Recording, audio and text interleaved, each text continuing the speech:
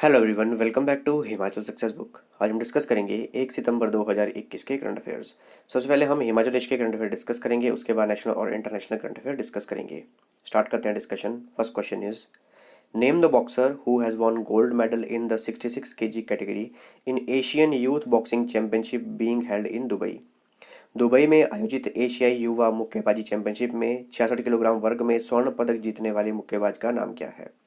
ये हिमाचल प्रदेश से ही हैं और इनका नाम है Sneha Negi. Option D correct answer है। आप देख सकते हैं इमेज में, ये है स्नेहा नेगी। और दुबई में एशियन यूथ बॉक्सिंग चैंपियनशिप का आयोजन किया गया था। जितने भी एशिया के यूथ बॉक्सर हैं वो वहाँ पे आए हुए थे। तो 66 किलोग्राम की कैटेगरी में इन्होंने गोल्ड मेडल जीता है। स्नेहा नेगी किन्नौर डिस्ट्रिक्ट की सांगला विलेज की रहने वाली हैं और जो इनकी अपोनेंट थी वो भी यूएई की थी, जिनको इन्होंने हराया फाइनल में। याद रखिएगा, इन्होंने गोल्ड मेडल जीता है। What is the name of special लोक अदालत of the State Legal Service Authority for Motor Vehicle Challan and Other Services? Motor वाहन चलान एवं अन्य सेवाओं के लिए राज्य विधिक सेवा प्राधिकरण की विशेष लोक अदालत का नाम क्या है? इसका करेक्ट आंसर है ऑप्शन बी, जनता के द्वार। तो हाल ही में इस स्पेशल लोक अदालत का आयोजन किया गया था। क्यों किया गया था? क्योंकि जितने भी चालान किए गए थे मोटर व्हीकल्स के, तो उनमें कुछ में कंपनसेशन की गई, कुछ सेटल डाउन किए गए। तो इसीलिए इस स्पेशल लोक अदालत का आयोजन किया गया था। बीच बीच में Himachal Pradesh legal service authority द्वारा इस तरह की लोक अदालत का आयोजन किया जाता है। इसका नाम था जनता के द्वार। इसका नाम याद रखिएगा। और इसके एग्जीक्यूटिव चेयरमैन हैं जस्टिस रवि मल्लिमठ। ये हैं जस्टिस रवि मल्लिमठ। याद रखिएगा, Himachal Pradesh state legal service authority के ये एग्जीक्यूटिव चेयरमैन हैं। इसके अलावा अब अगर हम देखें कि डिस्ट्रिक्ट लीगल सर्विस अथॉरिटी का जो हिमाचल प्रदेश का मैप है डिस्ट्रिक्ट वाइज, यहाँ से स्टार्ट करते हैं सिरमौर से। ये सिरमौर है, सोलन है, शिमला है, मंडी है, हमीरपुर है, बिलासपुर है, ऊना है, कांगड़ा है, चंबा है, कुल्लू है और किन्नौर है। टोटल 11 ये लीगल सर्विस अथॉरिटीज़ हैं। डिस्ट्रिक्ट वाइज देखी जाए अगर, तो इसमें लाहौल स्पीति का जो लाहौल एरिया है वो कुल्लू में ऐड किया गया है और स्पीति एरिया है उसे किन्नौर में ऐड किया गया है। तो ये याद रखिएगा। Who is acting chief justice of Himachal Pradesh high court? Himachal Pradesh उच्च न्यायालय के कार्यवाहक मुख्य न्यायाधीश कौन है? तो इमेज से देखिए आप पहचान गए होंगे कि ये कौन है। करेक्ट आंसर है ऑप्शन डी, जस्टिस रवि मल्लिमठ। इसके अलावा टोटल 9 जजेस की स्ट्रेंथ है हिमाचल प्रदेश हाई कोर्ट में। आप इन सभी को देख सकते हैं, इनका नाम रीड कर लीजिएगा। एक्टिंग चीफ जस्टिस का नाम याद रखिएगा, जस्टिस रवि मल्लिमठ है। इसके अलावा एक और बात ये भी याद रखिएगा कि ओनली फीमेल, यानी कि एक ही फीमेल जस्टिस हैं हिमाचल प्रदेश हाई कोर्ट की ज्यूरी में, तो वो हैं जस्टिस ज्योत्सना रेवाल दुआ। इनका नाम याद रखिएगा। How many players from Himachal Pradesh have been selected in pro kabaddi during the auction for season 8? Himachal Pradesh के कितने खिलाड़ियों को सीजन 8 की नीलामी के दौरान प्रो कबड्डी में चुना गया है? प्रो कबड्डी लीग हमारे भारत का बहुत ही बड़ा कबड्डी का लीग है और हर वर्ष इसके लिए ऑक्शन की जाती हैं। जिस तरह से आईपीएल है क्रिकेट के लिए, वैसे ही कबड्डी के लिए प्रो कबड्डी लीग है। तो इस बार सीज़न 8 होगा, उसकी ऑक्शन करवाई गई। तो हिमाचल प्रदेश से 6 खिलाड़ी चुने गए और सबसे ज़्यादा बार इस बार हिमाचल प्रदेश से 6 खिलाड़ी चुने गए। पिछली बार 5 चुने गए थे, इस बार 6 चुने गए हैं। जिसमें कि अजय ठाकुर ये खेलेंगे दिल्ली दबंग के लिए, विशाल भारद्वाज और बलदेव सिंह पुनेरी पल्टन के लिए, महेंद्र सिंह बेंगलुरु बुल्स के लिए, सुरेंद्र सिंह तेलुगु टाइटंस के लिए, राहुल राणा यू मुंबा के लिए। सबसे ज़्यादा फेमस है अजय ठाकुर और काफ़ी इनका प्रख्यात नाम है कबड्डी की फील्ड में। देख सकते हैं आप, ये है महेंद्र सिंह जो कि है मंडी से, विशाल भारद्वाज ये ऊना से हैं, सुरेंद्र सिंह ये भी ऊना से हैं। इसके अलावा बलदेव सिंह ये नालागढ़ से हैं, अजय ठाकुर नालागढ़ से हैं और राहुल राणा ये भी नालागढ़ से हैं। तो ये टोटल 6 प्लेयर हैं जो कि सिलेक्ट किए गए हैं प्रो कबड्डी के सीजन 8 के लिए। On September 1st 2021, how many years have been completed since Hamirpur, Una and Solan became the districts of Himachal प्रदेश?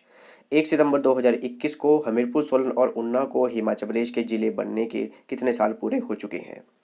तो टोटल 49 ईयर्स कंप्लीट हो चुके हैं हमीरपुर, सोलन और उन्ना को हिमाचल प्रदेश का जिला बने हुए। तो 1 सितंबर 1972 को ये तीनों ही जिले बने थे हिमाचल प्रदेश के और पूरे 49 वर्ष पूरे हो चुके हैं। कांगड़ा जिले के टुकड़े किए गए थे और उन्ना और हमीरपुर ये 2 जिले बनाए गए थे। उस समय के मुख्यमंत्री थे हिमाचल प्रदेश के प्रथम मुख्यमंत्री डॉक्टर यशवंत सिंह परमार। उन्होंने इसकी घोषणा की थी। इसके अलावा जब महापंजाब हुआ करता था तो उस समय उन्ना जो है वो होशियारपुर जिले का क्षेत्र हुआ करता था। और जब 1966 में महापंजाब का पुनर्गठन हुआ तो उन्ना को कांगड़ा जिले में शामिल कर दिया गया था। उन्ना फिर तहसील हुआ करती थी, लेकिन जो भी यहाँ की संस्कृति है, सभ्यता है, बोलचाल है और भाषा है वो पंजाबी मिश्रित है। इसीलिए 1966 में ये डिसीजन लिया गया कि इन्हें अलग किया जाएगा और 1 सितंबर 1972 को इन्हें अलग किया गया और अलग अलग डिस्ट्रिक्ट बनाए गए। इसके अलावा 1 सितंबर 1972 को सोलन जिले का भी अस्तित्व में आया था। तो महासू जिले की सोलन और अर्की ये तहसीलें हुआ करती थी और शिमला जिले की कंडाघाट और नालागढ़ ये तहसीलें हुआ करती थी। तो सोलन, अर्की, कंडाघाट और नालागढ़ इनको अलग किया गया और एक ही जिला बनाया गया, इसका नाम रखा गया सोलन। सिमरन Singh Kukreja, who has won silver medal in national kickboxing competition in Goa, belongs to which district of Himachal Pradesh? सिमरन सिंह कुकरेजा जिन्होंने गोवा में राष्ट्रीय किक बॉक्सिंग प्रतियोगिता में रजत पदक जीता है, हिमाचल प्रदेश के किस जिले से हैं? तो ये है चंबा डिस्ट्रिक्ट से। ये है सिमरन सिंह कुकरेजा और इन्होंने रजत पदक जीता है राष्ट्रीय किक बॉक्सिंग चैंपियनशिप में और ये गोवा में हुई और इनकी कैटेगरी थी 71 किलोग्राम की। डिस्कस करते हैं नेशनल और international current affairs. First question is Which Indian naval ship participated in the joint maritime exercise between India and German navies in the Gulf of Aden? देखिए एक है गल्फ ऑफ एडन, वहाँ पर भारतीय navy और Germany की जो navy है उनके बीच में एक्सरसाइज हुई। तो उस एक्सरसाइज में इंडिया की तरफ से कौन सा शिप भेजा गया था? तो ये भेजा गया था INS त्रिकांत। INS त्रिकंद बोल दीजिए, INS त्रिकंद बोल दीजिए। तो इंडिया की तरफ से INS त्रिकंद गया था और जर्मनी की तरफ से बेयर्न आया था और ये हुआ गल्फ ऑफ एडन में। देखिए अगर मैप में देखें, देखिए यहाँ पर है पाकिस्तान और इसके साथ में यहाँ पर है हमारा इंडिया। और यहाँ पर देखें अगर हम, तो ये है गल्फ ऑफ एडन, यहाँ पे ये यमन है और गल्फ ऑफ एडन है, यहाँ पर जिबूटी है, इसे कहते हैं horn of Africa. Somalia, Ethiopia, Adria सभी यहीं पर हैं। ये है रेड सी और यहाँ पर बनाई गई है स्वेज कैनाल। तो गल्फ ऑफ एडन में ये मैरीटाइम एक्सरसाइज हुई इंडिया और जर्मनी की नेवीज के बीच में। Which ministry has launched Vriksharopan Abhiyan 2021 to connect 300 plantation sites around the coal field across the India? देखिए 300 प्लांटेशन साइट्स जो हैं वृक्षारोपण स्थल उन्हें सेलेक्ट किया गया है। जितने भी भारत में कोल फील्ड एरिया हैं जहां पर कोयले की खदानें हैं तो वहां पर वृक्षारोपण अभियान 2021 चलाया जाएगा। तो कौन सी मिनिस्ट्री इसे चलाएगी? याद रखिएगा कोल फील्ड के अक्रॉस ही चलाया जाएगा, जो कोयला खदान है उनके अक्रॉस ही ये प्लांटेशन ड्राइव चलाई जाएंगी। तो मिनिस्ट्री ऑफ कोल के द्वारा ही इसे लॉन्च किया गया है और हमारे मिनिस्टर ऑफ कोल हैं प्रहलाद जोशी और इन्होंने इसे लॉन्च किया है। इसका नाम याद रखिएगा वृक्षारोपण अभियान 2021। 300 प्लांटेशन साइट्स में प्लांटेशन की जाएगी। Minister of coal, minister of mines, minister of parliamentary affairs ये हैं श्री प्रहलाद जोशी और इनकी कॉन्स्टिट्यूंसी है धरवाड़ जो कि है कर्नाटका में। Which organization released the report titled India's Turning Point? How climate action can be drive our economic future? देखिए एक ऑर्गेनाइजेशन है जिसके द्वारा एक रिपोर्ट जारी की गई है और इसमें कुछ इंपॉर्टेंट पॉइंट्स बताए गए हैं इंडिया के लिए क्लाइमेट चेंज के रिगार्डिंग। रिपोर्ट का नाम याद रखिएगा India's turning point, how climate action can drive our economic future. इसे रिलीज किया गया है, ऑप्शन बी करेक्ट आंसर है, डेलोइट इकोनॉमिक्स इंस्टीट्यूट। इसमें अगर हम मेन पॉइंट देखें तो इसमें बताया गया है कि इंडिया जो है क्लाइमेट चेंज के ऊपर किस तरह से एक्शन कर सकता है ताकि वो अगले 50 वर्षों में डॉलर 11 ट्रिलियन जो बचा सके, गेन कर सके। और इंडिया जो क्लाइमेट चेंज हो रहा है उस पर किस तरह से एक्शन करे कि अगले 50 वर्षों में डॉलर 35 ट्रिलियन को जो है लॉस ना होने दे। एक तरफ ये भी बोला गया है कि किस तरह से इंडिया डॉलर 11 ट्रिलियन गेन कर सकता है और ये भी बताया गया है कि किस तरह से डॉलर 35 ट्रिलियन जो है इंडिया को लॉस हो सकता है अगर इंडिया ने चेंजेस नहीं किए अगले 50 वर्षों में क्लाइमेट चेंज के लिए। याद रखिएगा डेलोइट इकोनॉमिक इंस्टीट्यूट इसके द्वारा इस रिपोर्ट को रिलीज किया गया है। What is the estimated export growth of India for financial year 2022 as per Ministry of Commerce and Industries announcements in India ASEAN Engineering Partnership Summit 2021?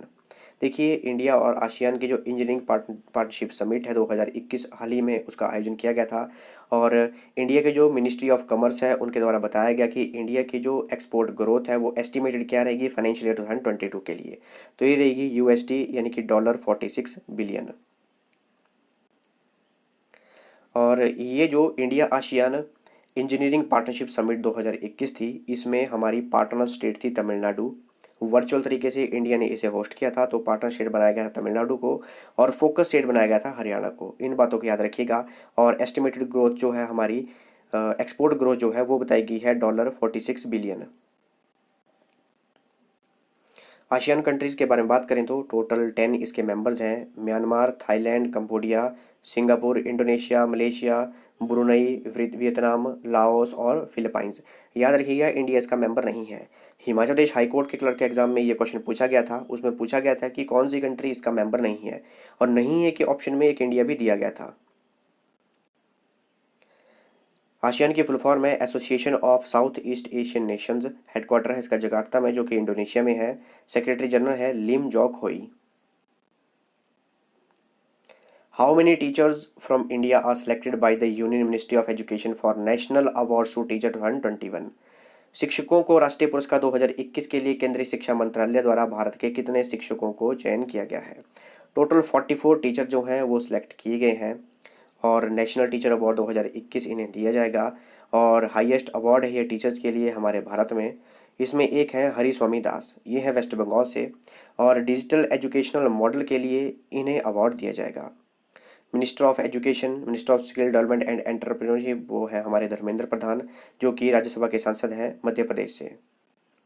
अच्छा, इस क्वेश्चन का आंसर आप मुझे कमेंट बॉक्स में लिख के दीजिएगा कि हिमाचल प्रदेश के कौन से शिक्षक हैं जिन्हें नेशनल टीचर अवार्ड 2021 से सम्मानित किया जाएगा।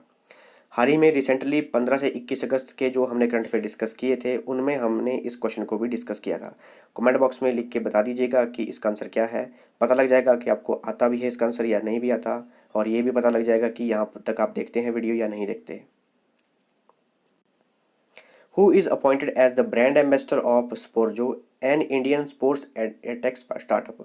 देखिए, इंडिया का एक स्पोर्ट्स एडुटेक स्टार्टअप है जो एजुकेशन फील्ड में भी है और स्पोर्ट्स फील्ड में भी है। उसका नाम है स्पोर्जो। तो इसका ब्रांड एम्बेसडर किसे बनाया गया है? तो बनाया गया है लिएंडर पेस को। Which Indian cricket player recently retired from international cricket? तो ये है स्टुअर्ट बिनी, और हाल ही में इन्होंने अपनी रिटायरमेंट अनाउंस कर दी है। Which is most pressing environmental problem of India found by ISRO in desertification and land degradation atlas of India? देखिए, desertification and land degradation atlas of India ये लॉन्च की गई इसरो के द्वारा। इसरो यानी कि इंडियन स्पेस रिसर्च ऑर्गेनाइजेशन। उसमें बताया गया है कि सबसे ज़्यादा मोस्ट प्रेसिंग एनवायरमेंटल प्रॉब्लम क्या है हमारे इंडिया में, तो वो है लैंड डिग्रेडेशन। और लैंड डिग्रेडेशन जो है सबसे ज़्यादा वो हो रही है राजस्थान में। सबसे टॉप पर है राजस्थान, जहाँ पर कि सबसे ज़्यादा डिग्रेडेशन हो रही है लैंड की। उसके बाद है महाराष्ट्र, उसके बाद है गुजरात। इसको याद रखिएगा। इसके अलावा ये भी याद रखिएगा कि किसके द्वारा रिलीज की गई है ये रिपोर्ट। ये है desertification and land degradation atlas of India. ISRO के द्वारा इसे लॉन्च किया गया है। ISRO successfully conducted the first hot test of the system demonstration model for which system? देखिए, एक सिस्टम है उसके लिए system demonstration model hot test इसका किया गया है। तो इसरो के द्वारा किस चीज़ के लिए इसका टेस्ट किया गया है? तो ये किया गया है Gaganyaan service module propulsion system. इतना ही याद रखिएगा सिर्फ। Who is the current president of international Paralympic committee? तो अभी टोक्यो पैरालंपिक चले हैं, पहले थे टोक्यो ओलंपिक, अभी चले हैं टोक्यो पैरालंपिक। तो इसके प्रेजिडेंट कौन है? तो प्रेजिडेंट है एंड्रयू पार्सन्स। इनका नाम याद रखिएगा, एग्जाम में क्वेश्चन आ सकता है। ये है एंड्रयू पार्सन्स, ब्राज़ील के रहने वाले हैं। और जो इंटरनेशनल पैरालंपिक कमेटी है इसके हेडक्वार्टर है बून में, जो कि है जर्मनी में। और इंटरनेशनल ओलंपिक कमेटी इसका हेडक्वार्टर है ल्यूजैन में, जो कि स्विट्जरलैंड में है। और प्रेजिडेंट है थॉमस बाच, जो कि जर्मनी से है। इसके अलावा इंडियन ओलंपिक एसोसिएशन इसके प्रेसिडेंट हैं नरेंद्र बत्रा। और पैरालंपिक कमेटी ऑफ इंडिया इसके प्रेसिडेंट है दीपा मलिक।